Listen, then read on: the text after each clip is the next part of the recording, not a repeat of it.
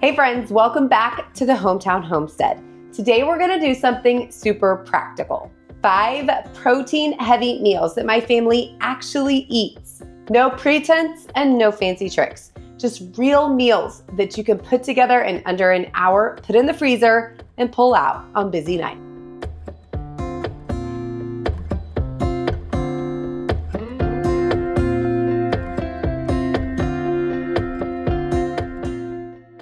All right, we've got our countertop cleared off.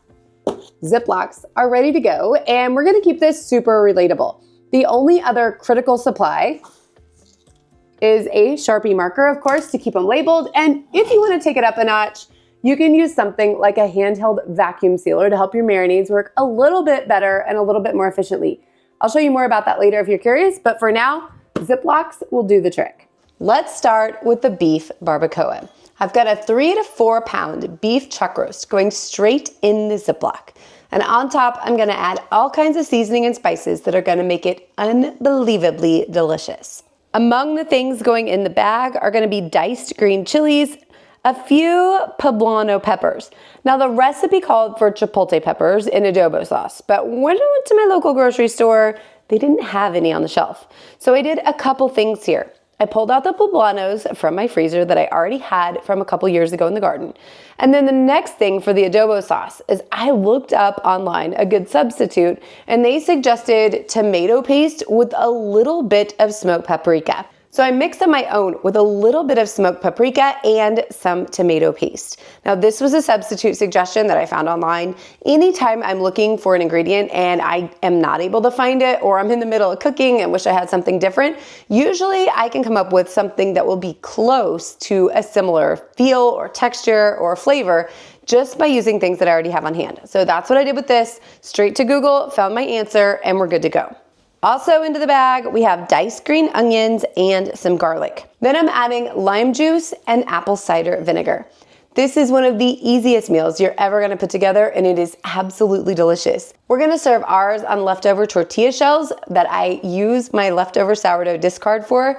They are delicious. I'll make sure to link that down below. But if you wanna make this quick and simple, just go buy some tortilla shells and keep them on hand, and you'll be ready to go at a moment's notice. Now, when it is time to make this meal, all you have to do is add it to your slow cooker, your crock pot the morning of, or you can put it in the Instapot, and it only takes a couple hours, even from frozen, to get your roast fall apart delicious and come up with a meal that your whole family will love. Today I'm serving it 2 different ways. I have homemade tortilla shells that we're gonna start off with first. I also mixed up some onions with cilantro and some lime oil to give it a nice fresh crunch. I did pull onions out of the refrigerator, so they aren't quite as fresh as could be if I chopped them up at the time, but it is a great time-saving hack, so that's what we went with today. For my carnivore-loving kid who doesn't want the cheese, the sour cream, or the soft shell, I did go ahead with a crunchy shell here. This is a tostada. We keep these on hand, and it makes meals like this simple, whether you're a soft or crunchy taco fan. Now, if you're wondering about all the recipes that I will be showing you today, or the one I just showed you, I wanna tell you that these are all being stored in my Resemi app, which I talked to you about a few weeks ago. And friends, I am still using it every single day. Resemi has become my one place to save every recipe that actually works for my family. The quick meals, the big batch meals, the freezer meals, the make now and use later stuff, all of it. What I love is how fast it is. I can save recipes from anywhere. A screenshot, a website, or even a handwritten card for my grandma. Boom, it's all in the app, organized, tagged, and searchable. And with 7 people to feed, you know I need things streamlined. When I'm planning my meals and doing big monthly grocery hauls, I just pull up my folder inside Resemi, pick what we're making, and it actually saves me time and brain power. Another cool feature is that you can actually take your grocery list and submit it directly to Instacart or Walmart coming soon if that's available in your area. So if you want a place to keep your real life recipes, the ones that your crew actually eats, Resemi is that app. It's simple, it's intuitive, and honestly, I wish I had started using it sooner. I will drop a link down below so you can check it out. With my special link, you can actually get 2 weeks free. And if you're interested in the recipes that I'm sharing today, comment below with your email and I will shoot you a direct link to my personal Resemi folder. And thank you again to Resemi for sponsoring today's video. The next meal is a dump and go chicken meal. It's kind of similar to what we did a moment ago, but we're changing around all the spices and flavorings and gonna come out with a different result. So chicken breasts are gonna go into the bag, but thighs also work great if you have them on hand. Gonna add some diced tomatoes, which I pulled from my canning shelves, as well as some green chilies, and also a half cup of salsa. The flavors that go in here are really, really amazing, and you can season it up to your liking. For the seasoning, go with whatever you want, but for me, I'm pulling out my homemade fajita blend, and I'm just gonna toss a little bit in the bag. You can always season up more later if you want to, but right now, I'm just putting enough in to get all of the flavors that we're looking for without having to think much when it's time to cook. This one is easy. Seal it up, flatten it out, and it is ready for the freezer. The day you're gonna cook, dump it into your slow cooker or Instapot, and you will love the result as it comes out. While I mentioned that we like to use this for a fajita jumpstart, it also makes a great start to a fajita soup or any kind of chicken chili if you're looking for something of that sort. So really, sky's the limit. Keep your mind open and make sure to have fun with all of the meals that we're putting together today. Next up is a chicken noodle soup base. Now, I don't know about where you are or what's going on in your area, but where we are, everybody is sick on repeat. We started youth basketball season, and that's its whole band of little petri dish. But having something put together like a homemade chicken noodle soup base already ready to go at a moment's notice really saves time and takes some of the thinking about out of it, specifically if mom's the one that's sick. So into the bag, we have chicken breast. Now, if you want to use chicken thighs, you can do that as well. I'm just using a couple chicken breasts that I have here already because I've thought them out for other recipes. When it comes time to actually put this together, if I look at it and decide I want a little bit more chicken, then I have some home canned chicken on the shelf that I'm going to pour in there as well. I did go light on this specific dish for the chicken just based off of what I had thought out.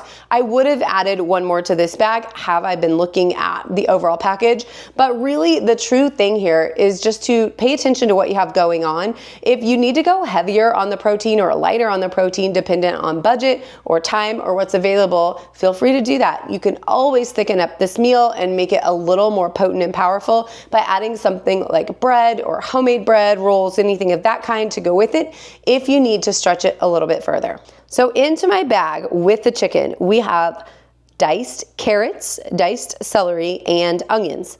Now, when I'm buying my carrots and celery, I buy them already diced because anytime I can shortcut the process, it really makes things like putting together meals in 1 hour go a whole lot faster.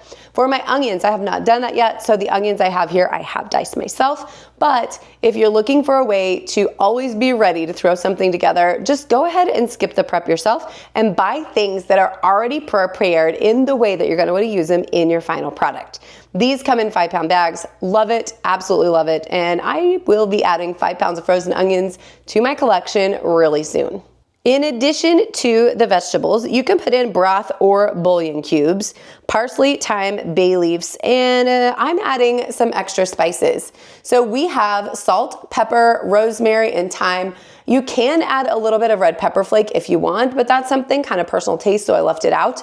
We also add a little bit of lemon essential oil at the end just for a little bit of brightness. But again, making sure to test your seasonings when it's all coming together. The day you're ready to do this, go ahead and either throw it in a pot on the stove, or you can put it in a slow cooker. The one thing I do recommend is once it comes to a boil and is really kind of going, at that point, you want to go ahead and throw those noodles in when you're sure that the chicken is totally cooked through. Let the noodles cook in there. I think my package says 8 to 10 minutes. So follow the instructions on your egg noodles to make sure that everything comes together perfectly at the end. Again, adjusting your seasoning as you need to make sure that the final product has all the flavor that you're looking for and more. Now we have a classic marinated chicken breast. This is something that you can pull out anytime you need a meal in a pinch and you're not sure what to do. I like to serve this with like pita pockets or flatbread and make it kind of more of a Greek style using a little bit of yogurt and some cucumber if you can make some tzatziki sauce or anything of that kind. But it really is an option for you how you want to go with this. Into the bag to make this simple, we're going to add olive oil, lemon juice, soy sauce, honey, Dijon mustard, garlic powder, onion powder, and paprika. Once you get it all in the bag, I like to really push on it and smush it around to make sure everything is getting evenly distributed. And you can use a vacuum sealer if you have one, and it makes your marinating process easier. I have 2 vacuum sealers. Today I wanted to go quick and easy and make this light and simple, and I grabbed my handheld vac. It's not the item to use for this process, but it's just as well in a Ziploc, which is basically what I ended up with here, even though I did use my more expensive bag. The last item that we're gonna put together today are freezer scrambled egg bites, scrambled egg. That's not how we use them. What we're actually gonna do with this is make it into a pre-prepared filling for a breakfast burrito. So when we are cooking these eggs, I'll give you a few tips, but the ingredients are kind of varying dependent on you. For me, I don't wanna bite into an onion or a pepper that has the crunch. I want the caramelized flavor. So I'm putting in onions and peppers that I already had pre-caramelized in the fridge. That is another one of my awesome meal hacks. Specifically love it for breakfast meals, but it's also great when you're throwing together something like fajitas. If you want to just add the fajita seasoning to the onions and peppers that you already have pre-prepped, it saves you a ton of time and that meal gets even quicker. All right, so 1 dozen eggs into the bowl. We're gonna go with salt, a splash of milk, and fold in our peppers and onions, which are already cooked. You could add spinach to this, and I'm adding cheddar cheese as well as feta cheese. If you have got the idea, what I'm trying to do is use up what I have on hand. This makes it really handy on days when you're looking at a scramble or something of that sort to pull out like chopped ham, or especially after the holidays, anything you have hanging around, you can pull out those items and add them to the scramble at this time. Now I'm also using some sausage patties that we had in the refrigerator. These are the pre-cooked kind. My kids love these for breakfast. We don't do them all the time, but it's nice to have them on occasion. But these 3 have been hanging out in the refrigerator for a while. So warm them up in the air fryer, chop them up, and you will see when I add those in a little bit. But for the rest, we're headed over to the stove. We're gonna get this cooked up, and that is where the secret comes together. When you are doing a scrambled egg and it's a make ahead thing, if you cook it all the way done, it is going to be rubbery and disgusting when it comes time to eat it. Not what we're looking for. So you need a really soft scrambled egg here in order to allow it to finish cooking when you're warming it up. It will be so much more delicious that way. It will be something you want to eat again. So make sure when you're doing a scrambled egg bite or something of this kind that you leave it a little bit soft. You'll see that it's loose here in my cups, and then you won't have the problems with it getting rubbery and disgusting and feeling like you wasted a dozen eggs and all the leftovers that you put into it. Now for my personal preference, I'm using these silicone mold cups just to put the eggs into for portion's sake once they are cooked. I know you can cook these in the oven. I have a whole thing about silicone.